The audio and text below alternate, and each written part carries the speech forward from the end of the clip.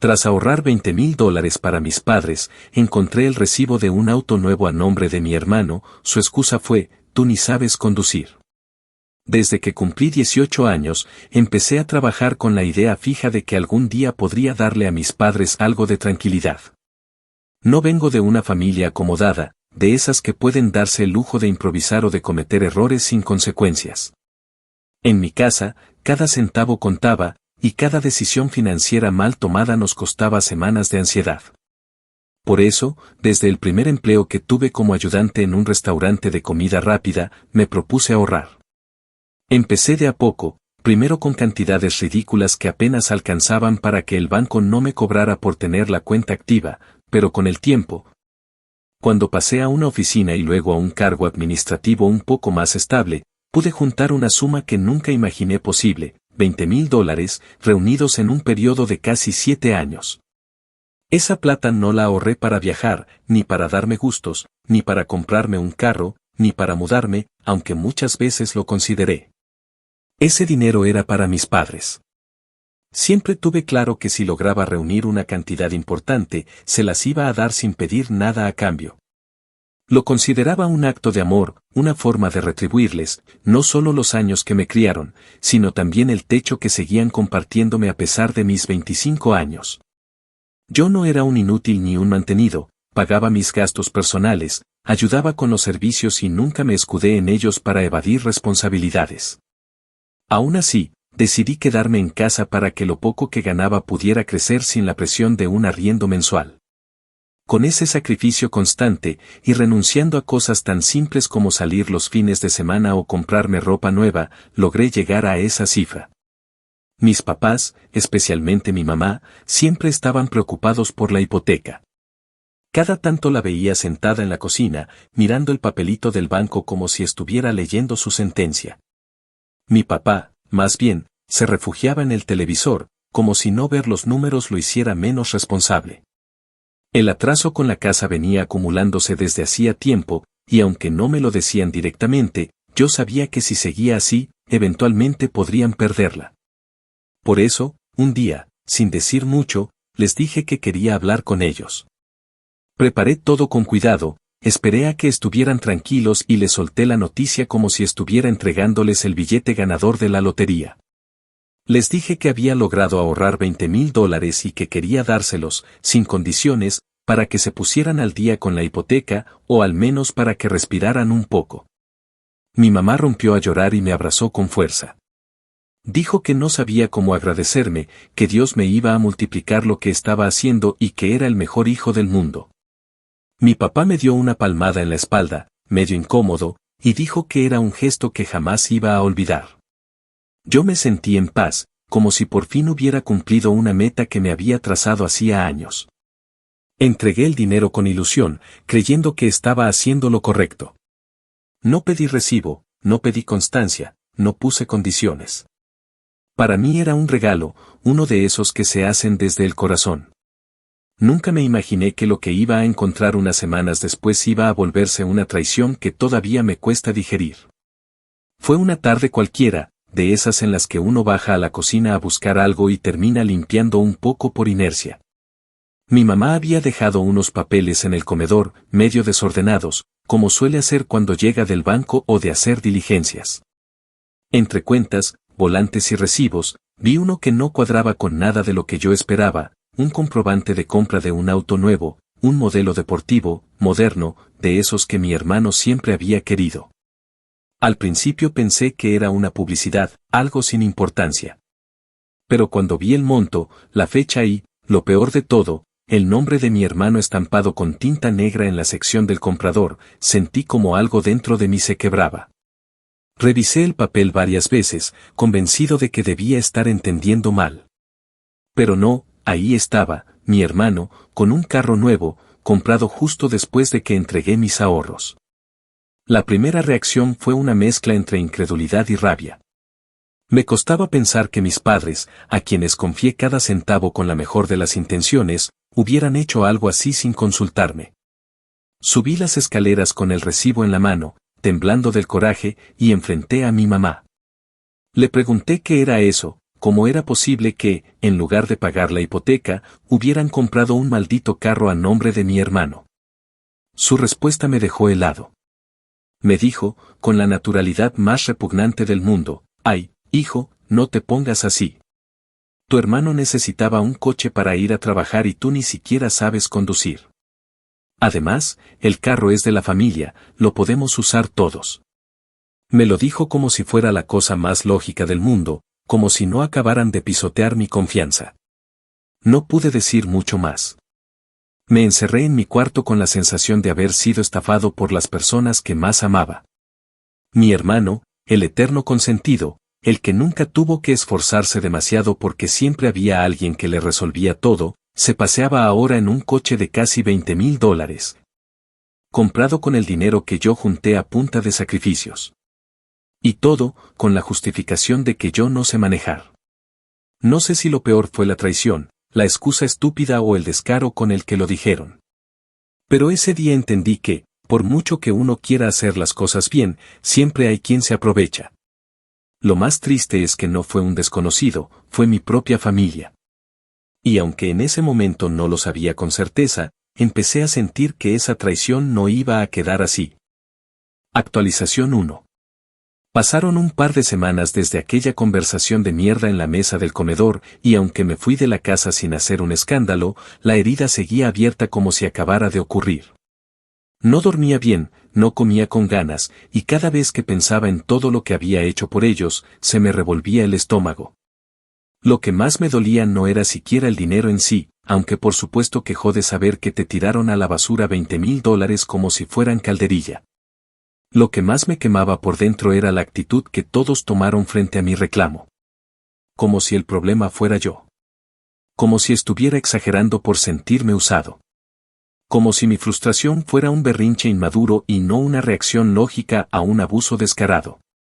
No sé cómo carajos esperaban que respondiera ante algo así. ¿Con gratitud? ¿Con una sonrisa fingida? ¿Con silencio? Durante ese tiempo, mi amigo, que me prestó su sofá como refugio, me ayudó a calmarme lo justo para que no hiciera una locura. Me dijo que pensara bien mis próximos pasos, que no actuara con el hígado. Pero también me dejó claro, sin rodeos, que lo que me habían hecho no era normal. Me lo dijo con todas las letras: no te están cuidando, te están usando, y lo peor es que ni siquiera se molestaron en ocultarlo. Eso fue lo que más me hizo ruido. Porque tenía razón. Ni siquiera intentaron maquillar la traición. Lo hicieron de frente, con una seguridad que solo te da la costumbre de salirte con la tuya sin consecuencias. Desde el día que me fui, mis padres no hicieron ningún esfuerzo real por buscarme. Me mandaron un par de mensajes tibios, de esos que se sienten más como excusas disfrazadas de preocupación. Mensajes tipo: esperamos que estés bien, o cuando quieras hablar, aquí estamos, pero sin un solo intento de reconocer que la cagaron. Sin disculpas. Sin una puta intención de arreglar nada. Mi hermano, por supuesto, no me escribió ni una palabra.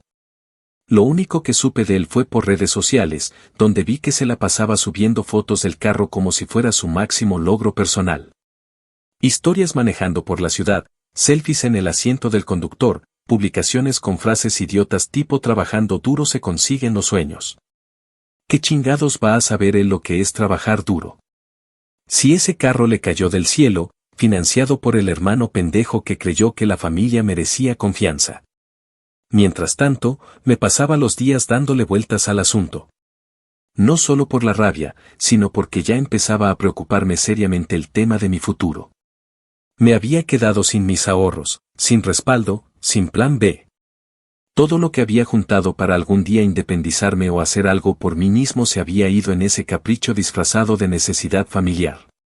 Y para colmo, me enteré, por una tía que no se enteró de que yo no estaba en casa, de que la hipoteca seguía sin pagarse.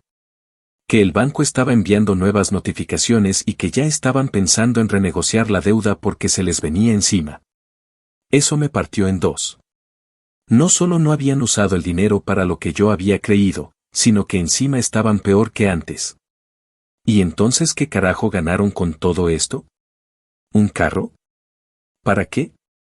¿Para presumirlo mientras la casa se les cae encima? Fue en ese momento que algo dentro de mí cambió. Ya no era solo dolor, ni decepción. Era furia. No la furia que te hace gritar o romper cosas, sino esa otra, más peligrosa, que te empuja a planear. A buscar justicia, aunque sea con tus propias manos. A dejar de disculparte por sentirte jodido y empezar a hacer algo al respecto. Empecé a revisar mis cuentas, mis transferencias, mis estados bancarios. Tenía todo registrado. Cada depósito, cada movimiento, cada extracción. El dinero lo había transferido directamente a la cuenta de mis padres, con la descripción ayuda familiar. No era un regalo firmado ni un préstamo legalizado, pero tenía pruebas de sobra de que ese dinero salió de mi trabajo y fue entregado con un propósito específico. Me quedaba claro que, si no me respondían por las buenas, tendría que buscar una forma más contundente de obligarlos. Ese mismo día contacté a una abogada que me recomendaron. Le conté todo el caso con la mayor claridad posible, sin endulzarlo. Le mostré los comprobantes, las conversaciones que había tenido por mensaje con mis padres donde hablaban del uso que le dieron al dinero. Y hasta algunas capturas de mi hermano presumiendo el carro con comentarios que hacían evidente que él mismo sabía de dónde había salido la plata. Ella me dijo que la situación era complicada, por ser un caso entre familiares, pero no imposible. Que si podía demostrar que hubo abuso de confianza o mala fe en el uso del dinero, se podía armar una demanda civil por restitución de bienes. Que no iba a ser rápido ni fácil, pero que valía la pena intentarlo si realmente quería recuperar lo que era mío. Salí de esa reunión con una mezcla de miedo y determinación. Sabía que si tomaba ese camino, no había vuelta atrás. Que iba a romper lo poco que quedaba de relación con mis padres y mi hermano. Que, muy probablemente, toda la familia se me iba a venir encima con el cuento de que era un mal hijo, un egoísta, un ingrato. Pero también sabía que si no hacía nada, si dejaba pasar esta chingadera como tantas otras, iba a cargar con esa culpa toda la vida. Porque esto no fue un error inocente. Fue una traición consciente. Y si ellos no pensaban hacer nada para remediarlo, entonces me tocaba a mí obligarlos. Aunque me costara todo. Aunque al final del camino solo me quedara la tranquilidad de haberme defendido. Actualización 2. Habían pasado 3 semanas desde que hablé con la abogada, y aunque la idea de una demanda contra mi propia familia me parecía todavía algo surrealista, cada día que pasaba sin que nadie intentara siquiera reparar el daño, me reafirmaba que no era tan descabellado como creía. La verdad es que esperaba, en el fondo, que el solo hecho de haberles dejado claro que estaba considerando acciones legales los hiciera reaccionar. Pensé que el miedo a una demanda, a que el resto de la familia se enterara, o simplemente a perderme del todo, los llevaría a buscar una solución antes de que la situación se saliera de control. Pero no. Lo que recibí fue un silencio tan seco y frío como si ya me hubieran borrado de sus vidas. Durante ese tiempo, seguí quedándome en casa de mi amigo, quien con una paciencia que todavía me cuesta entender, me ofreció su sofá, su baño y hasta su cocina como si fueran míos. No me presionó para que buscara irme ni me pidió que me apurara con nada. Me decía todo el tiempo que lo importante era que me estabilizara, que no tomara decisiones en caliente y que, por sobre todas las cosas, no dejara que me hicieran sentir culpable por reclamar lo que me correspondía. Aunque me decía esas cosas en voz alta, yo podía notar que también estaba incómodo con la situación.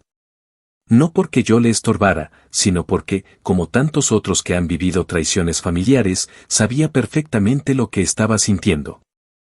Él también había tenido sus historias con familiares que lo vieron como cajero automático, así que me entendía más de lo que yo era capaz de poner en palabras. Durante esos días, traté de seguir con mi rutina, aunque la verdad es que todo me sabía a mierda.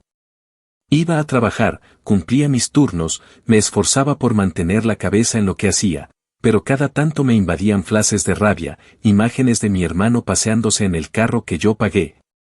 Como si fuera la cosa más normal del mundo. A veces lo veía pasar cerca del trabajo. No me saludaba. Solo me ignoraba como si yo no existiera. En una de esas ocasiones lo vi detenerse en un semáforo, y justo en ese momento, me miró desde la ventana con una expresión entre burla y lástima. Me saludó con la cabeza, como si me estuviera regalando una limosna, y siguió su camino con el estéreo a todo volumen. Me dieron ganas de patear el retrovisor. No lo hice, claro, pero me quedé ahí, temblando, mientras los autos pasaban a mi alrededor sin detenerse. La gota que rebalsó el vaso vino días después, cuando me llegaron unas capturas por WhatsApp. Una prima lejana, que tampoco tiene mucha simpatía por mis padres, me escribió para preguntarme si era cierto que había regalado $20,000 para que mi hermano se comprara un auto. Cuando le dije que no fue exactamente así, me mandó imágenes de las historias que mi hermano había subido a Instagram. Ahí estaba él, con el carro estacionado en una playa, tomando una cerveza y escribiendo encima de la imagen: cuando trabajas duro, los sueños se cumplen. En otra foto aparecía abrazado con unos amigos, y uno de ellos había comentado: el que puede, puede. Mi hermano, por supuesto, respondió: todo con esfuerzo propio, siempre adelante. Leí y releí esos comentarios como si fueran cuchillos. No solo no tenía vergüenza, sino que encima estaba construyendo una narrativa falsa, como si ese carro lo hubiera conseguido por mérito propio. Como si su éxito fuera resultado de su trabajo y no del robo encubierto que hicimos pasar por regalo familiar. Ahí supe que ya no había nada que salvar. Que no iban a cambiar, que no iban a reconocer nada y que, si no hacía algo, esta historia iba a quedar archivada como una más de esas injusticias familiares que todos en la casa deciden olvidar con el tiempo. Como si el daño desapareciera con el silencio. Pero no. Esta vez no. Esa noche le escribí a la abogada y le confirmé que quería seguir adelante. Le dije que preparara todo, que me dijera exactamente qué necesitaba de mi parte, qué pruebas, qué documentos, qué paso seguir. Ella fue clara: no iba a ser sencillo. Me explicó que las demandas entre familiares siempre eran más delicadas, sobre todo cuando no había un contrato firmado. Pero también me aseguró que teníamos posibilidades reales de lograr algo. Me pidió que le enviara todos los comprobantes de transferencia, los mensajes donde mis padres hablaban del dinero, cualquier testigo que pudiera confirmar que yo lo había entregado con una intención clara. Durante horas me dediqué a recopilar todo, escarbando entre correos, extractos bancarios, mensajes de texto, incluso notas en mi agenda personal donde había anotado los planes que tenía para ese dinero. A medida que armaba el archivo, iba reviviendo cada sacrificio, cada turno extra, cada fin de semana que pasé trabajando mientras los demás salían a divertirse. Cada centavo de esos $20,000 había sido arrancado del cansancio, no de la suerte ni de una herencia ni de una racha buena. Y el hecho de que lo hubieran usado como si fuera de todos, sin consultarme nada, sin agradecerme siquiera, sin respetar el mínimo gesto de humanidad, me hizo reafirmar que no debía sentirme culpable por lo que estaba por hacer. Al contrario. Tenía que hacerlo. Por mí. Por todo lo que me costó. Por la dignidad que no estaba dispuesto a seguir sacrificando por una familia que, en lugar de protegerme, me tiró a los lobos con una sonrisa en la cara. Durante esa misma semana, también recibí un mensaje inesperado de mi madre. Uno de esos intentos de manipulación emocional que ya me sabía de memoria. Me escribió que me extrañaba, que la casa no era la misma sin mí, que no entendía por qué me ponía tan radical, que todo se podía hablar. Pero en ningún momento mencionó el dinero. Ni una sola línea sobre el carro. Ni una disculpa. Solo un intento barato de hacerme sentir que era yo el que había roto la armonía familiar. No le respondí. No tenía nada que decirle. Lo que quería, se lo iba a decir con papeles, con abogados y con argumentos. Porque si para ellos la confianza vale menos que un carro nuevo, entonces ya no hay palabras que puedan reconstruir lo que destruyeron. Actualización 3. Había pasado poco más de un mes desde que decidí iniciar el proceso legal, y en ese lapso, aunque todo en apariencia seguía más o menos igual, la forma en que me movía por el mundo ya no era la misma. Yo antes era de los que aguantaban, de los que callaban para no hacer olas, de los que se tragaban las frustraciones con la esperanza de que el tiempo las resolviera, pero esta vez no. Esta vez algo dentro de mí se había roto definitivamente, y no se trataba solo de una cuestión de dinero, sino de dignidad. Ya no podía ver a mis padres como antes, ni referirme a mi hermano sin que me recorriera una mezcla venenosa de rencor y asco. Esa idealización de la familia como un refugio sagrado se me había caído a pedazos, y en su lugar solo quedaba una verdad cruda, que el cariño sin respeto no vale una mierda. Y que no hay lazos que sobrevivan al abuso cuando éste se justifica con discursos vacíos. Seguí trabajando como siempre, cumpliendo mis horarios sin fallar, levantándome cada mañana aunque no tuviera ganas ni energía. Cada jornada laboral era un ejercicio de contención, porque mientras hacía mis tareas con precisión mecánica, en el fondo seguía procesando todo lo que había pasado. Reconstruyendo una y otra vez la cadena de decisiones que me llevó a regalar ese dinero, preguntándome cómo carajos no vi venir lo que iba a pasar. Me costaba concentrarme, pero al mismo tiempo sentía que ese movimiento constante me mantenía cuerdo.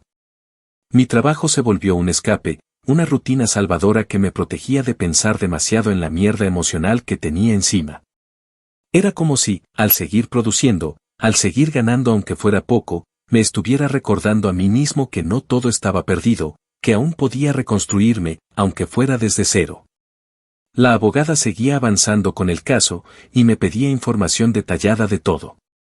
Le entregué pruebas, le narré cada conversación que recordaba, le reenvié capturas, y ella iba armando el expediente con una precisión que me daba confianza. Pero a la par, también me preparaba para lo que venía, me advirtió que lo más probable era que, una vez recibieran la notificación formal, mis padres reaccionaran mal, que trataran de volcar la narrativa, que intentaran manipular emocionalmente la situación para dejarme como el hijo desagradecido que los quiere meter a juicio por un malentendido. Me explicó que la estrategia más común en este tipo de conflictos familiares era victimizarse, jugar la carta de la confusión, del no sabíamos que estaba tan molesto, de lo hicimos con buena intención. Y aunque yo ya sabía que ese era el camino que iban a tomar, escucharla decirlo en voz alta me sirvió para blindarme. Para no ceder. Para no caer en la trampa emocional que conocía de memoria. En paralelo, seguía buscando opciones para mudarme. Aunque mi amigo me seguía brindando su casa sin condiciones, yo ya no quería seguir siendo una carga, por más que él insistiera en que no lo era. Empecé a visitar departamentos pequeños, la mayoría en zonas modestas, nada de lujos ni aspiraciones ridículas. Buscaba algo funcional, con lo básico, donde pudiera estar tranquilo, donde pudiera cerrar la puerta sin tener que rendirle cuentas a nadie. Durante una de esas visitas, mientras recorría una habitación vacía con el agente inmobiliario hablándome de los beneficios del lugar, me detuve frente a una ventana y me vi reflejado en el vidrio. Fue un momento breve, pero intenso. Vi a alguien distinto, más delgado, con los ojos apagados, pero con algo nuevo, decisión. No era la imagen de alguien derrotado. Era la de alguien que se estaba reconstruyendo a fuerza de pura rabia. Volví a casa de mi amigo esa tarde y me encontré con una sorpresa. Sobre la mesa del comedor había una caja de cartón con mis cosas. Mi hermano había ido a dejarla mientras yo no estaba. Ni siquiera tuvo los huevos para enfrentarme. Dentro estaban algunas camisas, libros, un par de cuadernos y un sobre con una nota escrita por mi madre. Era una carta cursi, llena de lugares comunes, donde decía que lamentaba que me sintiera así, que todos cometían errores, que la familia era más importante que el dinero, que las cosas materiales iban y venían. Pero que los lazos de sangre eran sagrados. Lo peor era que, en ningún momento, y subrayo, en ningún puto momento, reconocía lo que habían hecho. No pedía perdón, no mencionaba el carro, no hablaba del dinero como lo que realmente fue, una estafa con envoltorio familiar. La carta era solo una excusa para dejarme claro que no pensaban aceptar su responsabilidad, pero que si yo daba el primer paso para volver a casa, entonces ellos estarían dispuestos a perdonarme. Me senté en el sofá con la carta en la mano y las lágrimas me brotaron de la frustración. No de tristeza, no de arrepentimiento. Lloré de impotencia, porque ahí estaba todo condensado, la manipulación, el desprecio disfrazado de afecto, la manera en que intentaban lavarse las manos sin siquiera sudarlas. Me sentí ridículo por haber pensado que, tal vez, alguna parte de ellos se sentiría culpable. Pero no. Para ellos, el conflicto era mi culpa. Por reclamar. Por no callarme. Por no aguantar una vez más como siempre. Esa noche le respondí a mi madre con un mensaje corto, directo y sin adornos. Le dije que si quería hablar, lo haríamos a través de los abogados. Que ya no había espacio para cartas, ni para palabras huecas, ni para chantajes emocionales. Que la próxima vez que recibiera algo de mí, sería un documento oficial, con fechas, exigencias y consecuencias legales. Que no me buscaran, porque ya no había nada que hablar.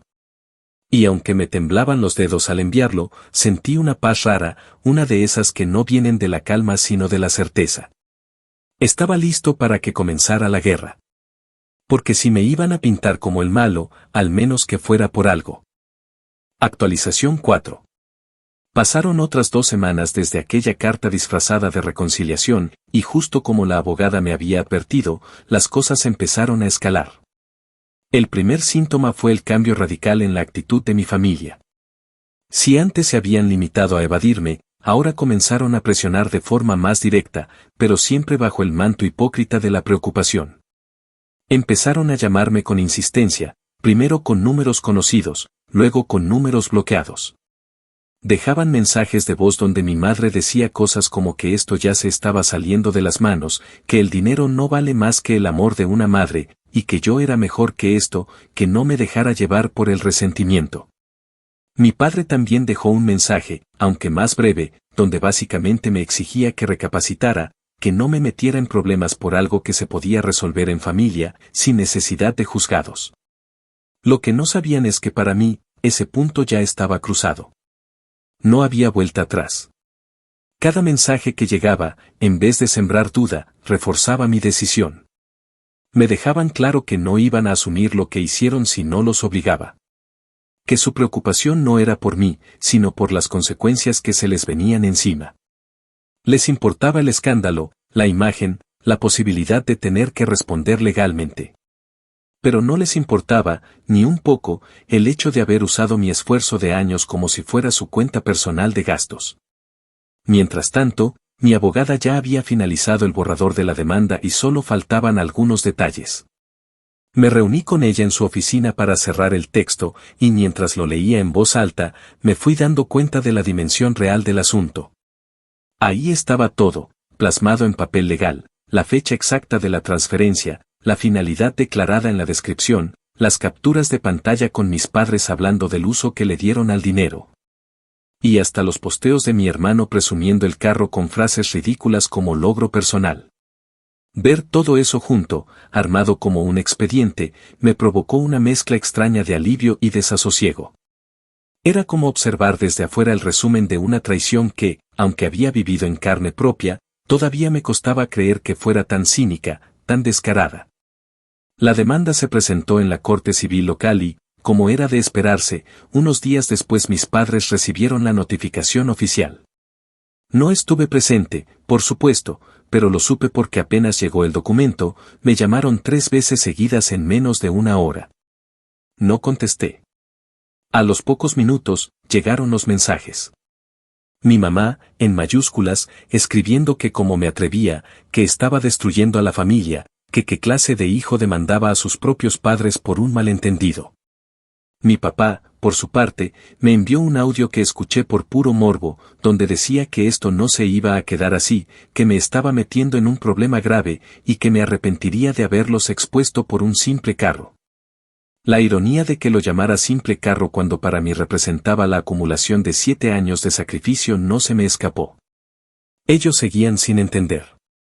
O peor, entendían perfectamente, pero no les importaba. Después del escándalo inicial, empezó lo que yo ya esperaba, la campaña de victimización.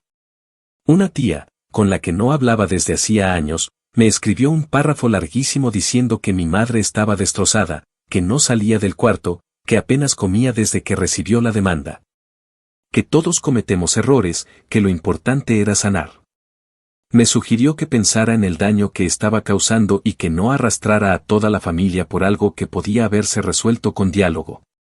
Otra tía se limitó a ponerme un mensaje pasivo-agresivo que decía, qué tristeza ver cómo se destruye una familia por dinero.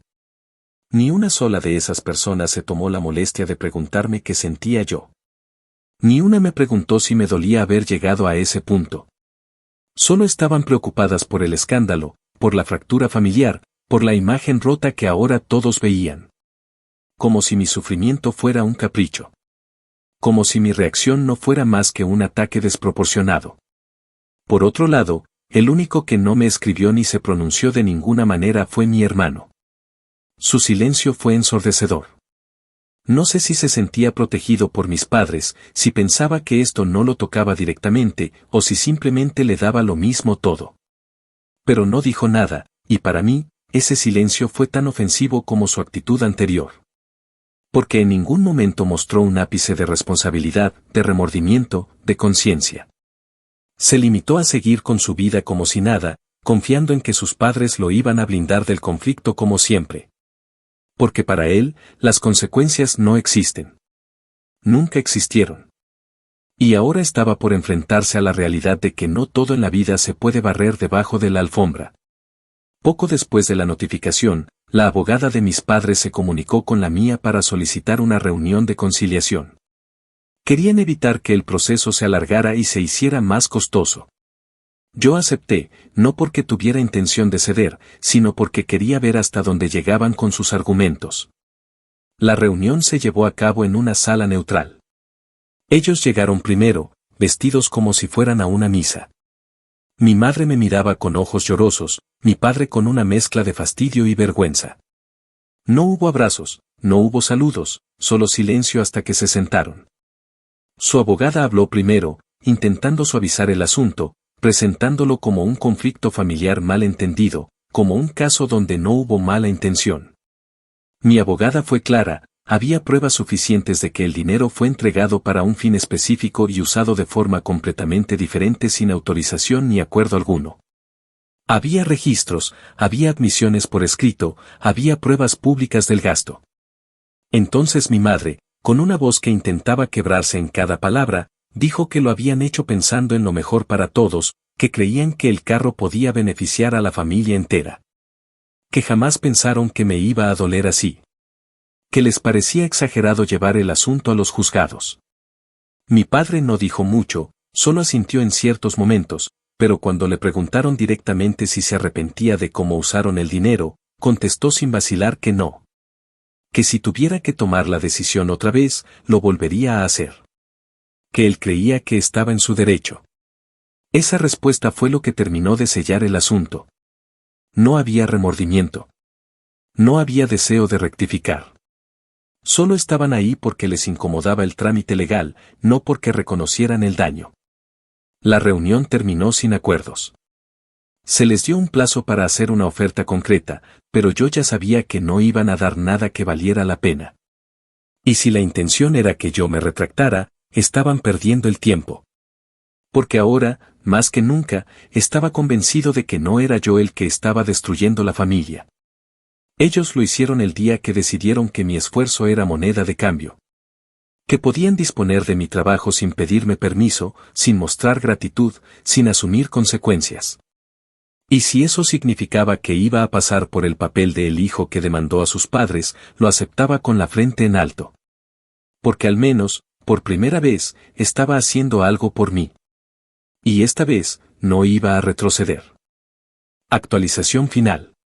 Un mes más transcurrió desde aquella reunión sin resolución, y durante ese lapso las cosas se volvieron aún más densas, más frías, más distantes.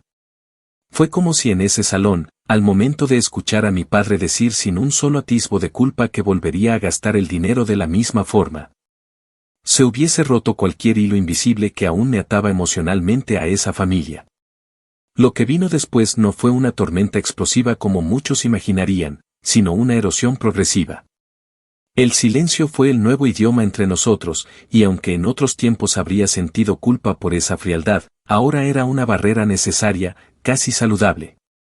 Ya no respondía a los intentos esporádicos de mis tías por servirse de intermediarias, ni a los mensajes pasivo-agresivos de ciertos primos que se sentían con derecho a opinar sin haber estado presentes en ninguno de los momentos clave. La familia extendida se partió, inevitablemente, en dos bandos, los que justificaban la acción equivocada pero bien intencionada de mis padres, y los que simplemente se hicieron a un lado. Porque sabían que meterse implicaba tener que posicionarse y preferían no arriesgar el status quo por algo que no les tocaba directamente. Mientras tanto, mi abogada se encargó de apretar los tiempos procesales. No íbamos a quedarnos esperando eternamente una respuesta ambigua o una oferta simbólica que pretendiera tapar todo con unos pocos dólares y una disculpa a medias. Llegó un punto en el que ya no se trataba solo de la devolución del dinero, sino del principio que se estaba defendiendo. Y aunque en la ley no siempre se gana por tener la razón moral, en este caso había suficiente sustancia legal como para presionar con seriedad. Fue por eso que, tras semanas de documentos cruzados, testigos llamados y presión firme, finalmente recibimos la respuesta que nadie había querido dar de forma directa desde el principio. Mis padres aceptaban vender el carro y devolverme el dinero restante. Bajo un acuerdo formal de conciliación que incluyera además un plan de pagos por la diferencia entre el valor actual del vehículo y los $20,000 iniciales que entregué. El monto que podían recuperar vendiendo el carro era aproximadamente $15,000 y los $5,000 restantes serían entregados en cuotas mensuales durante el próximo año. Todo firmado, todo con fecha, con responsabilidad compartida entre ellos y mi hermano. Lo que me pareció más irónico fue que el documento se cerró sin una sola disculpa escrita. Ninguno de ellos, ni en el proceso ni en los papeles, expresó arrepentimiento alguno. Simplemente aceptaron las condiciones porque no tenían salida, porque sabían que, de no hacerlo, el juicio iba a terminar costándoles aún más.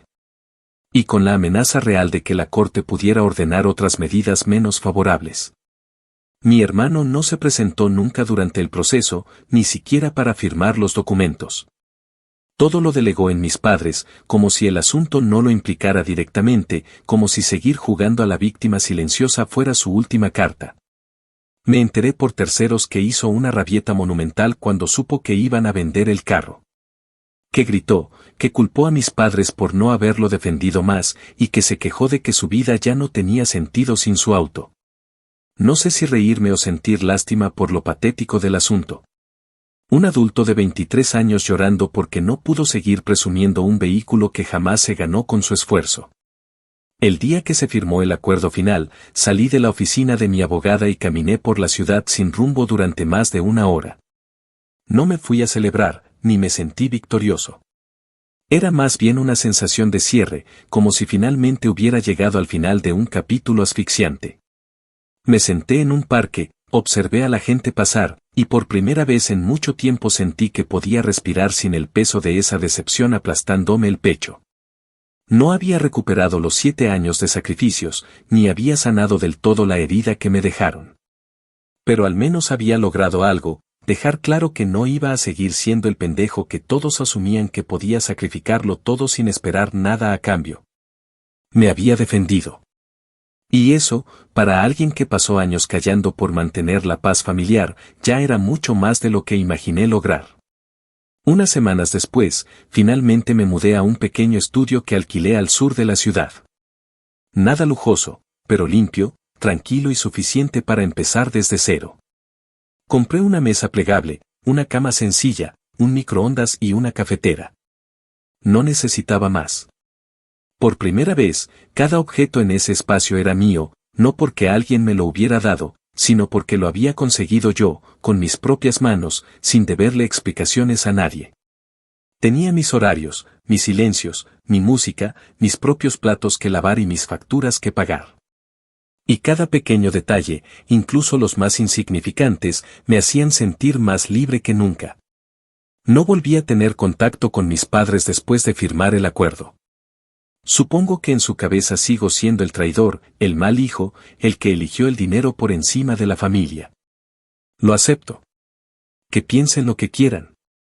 Yo sé la verdad. Sé cómo llegamos a esto. Sé lo que hicieron, lo que permitieron y lo que callaron. Y sobre todo, sé lo que yo hice para no quedarme en el papel de la víctima silenciosa. Me defendí. Y esa decisión, aunque me dejó solo, también me devolvió algo que ellos creyeron poder quitarme, el respeto por mí mismo. No sé si algún día podré volver a mirarlos sin ese nudo en la garganta. Tal vez no. Tal vez la relación se rompió para siempre. Pero si algo me queda claro es que no volveré a entregar nada de mí a quien no se lo ha ganado. Ni tiempo, ni dinero, ni confianza. Porque a veces, para sanar de verdad, hay que dejar de pedir disculpas por defenderse. Y yo ya no estoy dispuesto a disculparme por haber dicho basta.